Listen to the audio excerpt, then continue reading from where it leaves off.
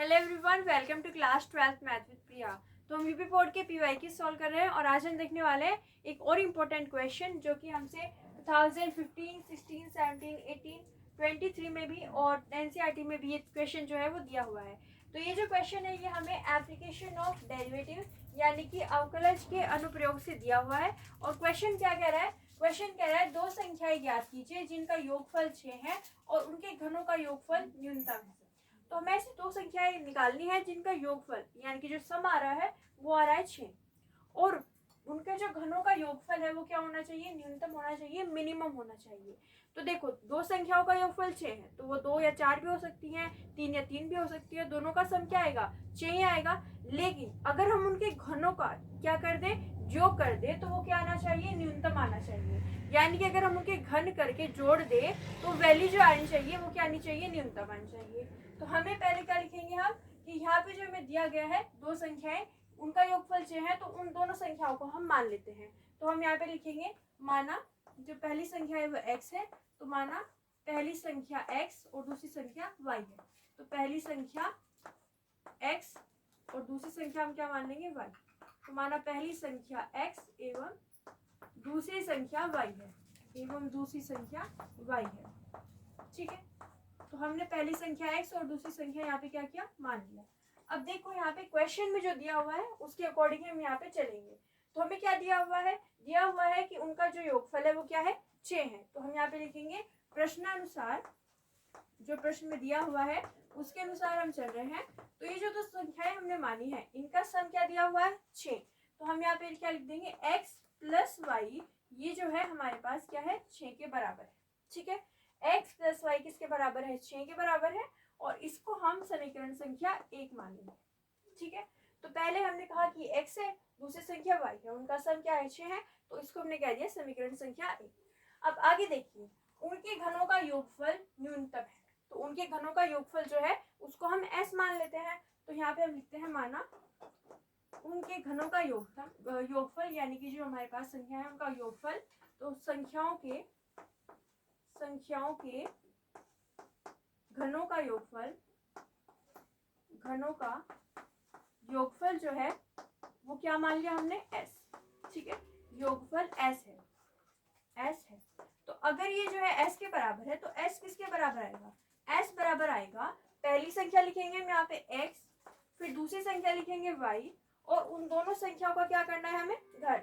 यानी कि यहाँ पे पावर आ जाएगी 3 और यहाँ पे भी आ जाएगी पावर 3 और इनको हमें क्या करना है? जोड़ देना है। और ये जो हमारे पास आया है वो किसके बराबर है? s के बराबर है। पहली संख्या का घन प्लस दूसरी संख्या का घन और उन दोनों को हम क्या करेंगे? जोड़ देंगे तो क्या आएगा? s आएगा। ठीक है, अब ये जो s आया है इसे ही हमें क्या दिखाना है? न्यूनतम। यानी कि जो वैल्यू आनी चाहिए वो कैसे आनी चाहिए? मिनिमम आनी चाहिए। ठीक है, तो इसको हमें मिनिमम दिखाना है। तो इसके लिए हम क्या करते हैं? इसको पहले तो हम सिंप्लीफाई फॉर्म में लिख लेंगे। यहाँ पे जहाँ पे y दिख रहा है वहां पे हम क्या कर लेंगे? x के टर्म में y की वैल्यू लिख लेंगे। तो पहले हम यहाँ पे क्या करते हैं? y की जगह पे लिख लेते हैं। क्या लिखेंगे y की जगह पे? देखिए, y की जो वैल्यू आएगी वो हम यहाँ से निकालते हैं। x plus y is equal to 6 है, मतलब y किसके इक्वल होगा? 6 माइनस एक्स। तो हम यहाँ पे क्या लिख लेंगे? 6 माइनस एक्स एंड उसकी पावर कितनी चल रही है? 3 चल रही है। ठीक है, तो यहाँ से y के मान कितना आ गया? 6 माइनस का x आ गया और उसकी पावर कितनी चल रही है? 3 चल रही है। अब a माइनस बी का होल क्यूब लगा देते हैं तो क्या होता है? a माइनस बी का होल क्यूब। क्या होता है? ये a का क्यूब माइनस b का क्यूब, यहाँ पे आएगा minus 3ab into a minus b. Okay, इसको सिंप्लीफाई कर लेते हैं। ये हो गया a का क्यूब माइनस b का cube minus 3a square b and यहाँ पे आएगा 3ab स्क्वायर। ठीक है, तो ये वैल्यू हमारे पास यहाँ पे आएगी। तो a माइनस बी का होल क्यूब क्या होता है? a cube minus b cube minus 3ab into a minus b. तो इसको सोल्व किया तो यहाँ पे क्या है? a cube minus b cube minus 3a square b plus 3ab square. तो इस फॉर्मूले से हम यहाँ पे क्या करेंगे? इसकी वैल्यू लिख देंगे। तो 6 माइनस एक्स का होल क्यूब यहाँ पे क्या आएगा? देखिए यहाँ पे क्या आएगा? एक्स क्यूब प्लस यहाँ पे देखिए इसको हम स्क्वायर क्यूब ओपन कर रहे हैं तो पहले क्या आता है? a का क्यूब, यानी कि यहाँ पे a क्या है? 6 है, तो हम यहाँ पे क्या लिख देंगे? 6 का क्यूब माइनस बी क्यूब। तो यहाँ पे क्या आएगा? माइनस एक्स का क्यूब। ठीक है, फिर क्या आता है? माइनस 3a स्क्वायर बी, तो माइनस 3a का स्क्वायर यानी कि 6 का स्क्वायर यहाँ पे आएगा और b यानी कि x की वैल्यू जो है यहाँ पे लिखी जाएगी प्लस 3ab², तो प्लस 3a क्या है हमारे पास 6 है और b का स्क्वायर यानी कि x का स्क्वायर। ठीक है, तो इसको थोड़ा सा और सिंप्लीफाई कर लेंगे। देखिए यहाँ पे x का क्यूब से x का क्यूब कैंसिल आउट हो जाएगा, यहाँ पे प्लस का है और यहाँ पे माइनस का है। अब 6 का क्यूब कितना होता है 216 होता है, तो हम यहाँ पे लिख देंगे 216 माइनस 3 गुना यहाँ पे क्या लिखा हुआ है 6 का स्क्वायर, तो 6 का स्क्वायर कितना होता है 36 होता है और उसकी गुना किससे करेंगे 3 से करेंगे, तो ये कितना आ जाएगा 108। ठीक है, तो ये 108 हो जाएगा और यहाँ पे क्या लिखा हुआ है x लिखा हुआ है। ठीक है, प्लस 3 इंटू 6, तो ये कितना हो जाएगा 18 और साथ में क्या है x स्क्वायर है, तो यहाँ पे आएगा 18x का स्क्वायर। और ये किसके इक्वल चल रहा है, ये s के इक्वल चल रहा है। ओके, तो हमारे पास ये जो s है वो हमने इस तरीके से लिख लिया। तो s आ गया है हमारे पास 216 minus 108 x plus 18 x square. अब यहाँ पे क्या करना होता है, हमें s का डेरिवेटिव करेंगे। s का डेरिवेटिव किसके रिस्पेक्ट में करेंगे, x के रिस्पेक्ट में। ठीक है, तो हम यहाँ पे डिफरेंशिएशन कर लेते हैं। s का डेरिवेटिव विद रिस्पेक्ट टू क्या कर रहे हैं x, तो यहाँ पे क्या आएगा 216 तो क्या है कांस्टेंट वैल्यू है, तो इसका डेरिवेटिव हो जाएगा 0 माइनस यहाँ पे 108 क्या है कांस्टेंट है, तो यहाँ पे आ जाएगा 108 और x का डेरिवेटिव कितना हो जाएगा 1 प्लस यहाँ पे देखिए 18 जो है उसको ऐसे लिख लेते हैं, तो यहाँ पे आएगा 18। एक्स स्क्वायर का डेरिवेटिव क्या होता है, एक्स स्क्वायर का डेरिवेटिव होता है हमारे पास 2x, तो यहाँ पे हमने लिख दिया 2x। ठीक है, तो ये ds अपॉन dx हमारे पास आ गया माइनस का 108 प्लस ये कितना हो जाएगा 36x, तो ds अपॉन dx किसके इक्वल आ गया हमारे पास माइनस 108 और यहाँ पे क्या आया प्लस 36x। ठीक है, अब ये जो ds अपॉन dx आया है इसको हम क्या करेंगे 0 के इक्वल रखेंगे, तो ये जो वैल्यू है हमारे पास इसको हम 0 के इक्वल रखेंगे और वहां से हमें x की वैल्यू मिलेगी। ठीक है, तो हम यहाँ पे क्या करते हैं इस टर्म को 0 के इक्वल रख देते हैं। ओके, तो यहाँ पे हम क्या करने वाले हैं इसको 0 के इक्वल रखेंगे, तो ds अपॉन dx ये किसके इक्वल रखेंगे 0 के इक्वल, तो इसकी जो वैल्यू है वो देखिए यहाँ पे क्या है माइनस का 108 है प्लस क्या है 36x, इसको 0 के इक्वल रखते हैं, तो यहाँ पे क्या आएगा यहाँ पे आ जाएगा 36x इज इक्वल टू, देखिए यहाँ पे क्या आएगा 36x इज इक्वल टू 108, यानी कि यहाँ से x की जो वैल्यू आएगी वो कितनी आ जाएगी 108 बटा 36, यानी कि ये मिलेगा हमें 3। तो x का मान यहाँ से कितना आ गया, x का मान यहाँ से आ गया 3। ठीक है, तो x की वैल्यू जो है हमने यहाँ पे निकाल दी। ओके, अब x की वैल्यू निकालने के बाद में ये जो हमारे पास ds अपॉन dx था इसका हम दोबारा से डिफरेंशिएशन करेंगे, यानी कि दोबारा इसका डिफरेंशिएशन किया जाएगा। तो ds अपॉन dx जो है इसका दोबारा से डिफरेंशिएशन करते हैं, यहाँ पे क्या आएगा फिर d square s upon dx square.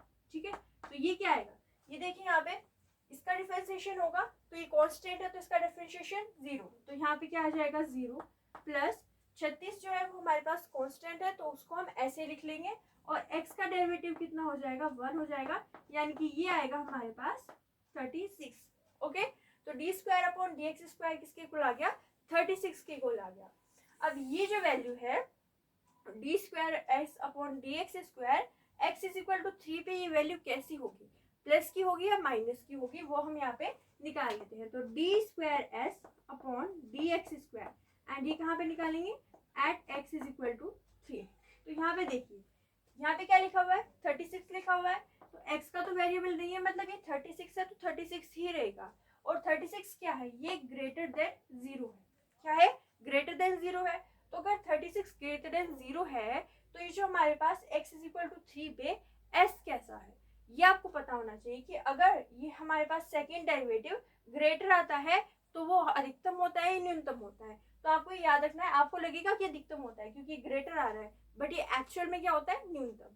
तो हम यहाँ पे क्या लिखेंगे x इज इक्वल टू 3 पर s जो है क्या है न्यूनतम है, s न्यूनतम है। ठीक है, तो यहाँ पे अगर ग्रेटर साइन है तो कंफ्यूज नहीं होना है, ये क्या होगा न्यूनतम होगा।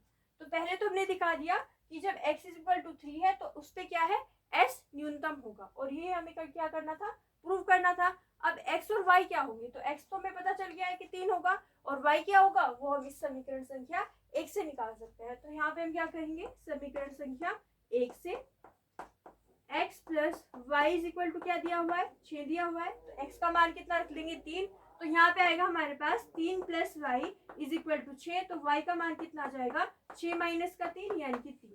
तो y का मान कितना आ जाएगा, 3 आ जाएगा। और x का मान कितना है, x का मान भी है 3। तो y का मान 3 है और x का मान 3 जो है, ये दो अभिष्ट संख्याएं जो है यहाँ पे आ जाएगी। ठीक है, एक बार फिर से देख लेते हैं हमने इस क्वेश्चन को कैसे किया। सबसे पहले आपको देखना है कि क्वेश्चन क्या रहा है। दो संख्याएं ज्ञात कीजिए। तो दो नंबर हमें निकालना है और वो कैसे निकालने हैं, जिनका योगफल 6 के बराबर है। मतलब दो संख्याओं को अगर हम जोड़ दें तो वो क्या आना चाहिए, 6 आना चाहिए। तो वो तो कोई भी दो संख्या हो सकती है। आप 2 और 4 को ऐड कर लीजिए तो भी 6 आएगा। 3 और 3 को ऐड कर लीजिए तब भी 6 आएगा। लेकिन आगे क्या बोला उसने कि उनके घनों का योगफल न्यूनतम है। मतलब हम पहली संख्या का घन निकाले, दूसरी संख्या का घन निकाले और अगर हम उन्हें जोड़ दें तो जो वैल्यू है वो न्यूनतम आनी चाहिए। न्यूनतम यहाँ पे केस जो है दिया हुआ है। तो पहले हमने कहा कि माना पहली संख्या x है एवं दूसरी संख्या y है। तो दो संख्याएं हमने मान ली। यहाँ पे प्रश्नानुसार जो हमें दिया हुआ था कि दोनों का सम जो है 6 के बराबर है, तो हमने वो लिख लिया कि x + y = 6 है।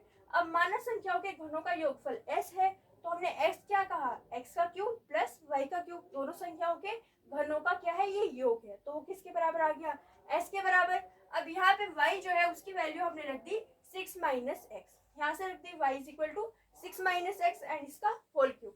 तो बस यहाँ पे हमने फॉर्मूले को लिखा, फॉर्मूले को एक्सपैंड कर लिया, एक्सपैंड किया, थोड़ा सा सॉल्व किया तो x क्यूब से x क्यूब कैंसिल आउट हो गया। यहाँ पे क्या है हमारे पास 216 - 108x + 18x²।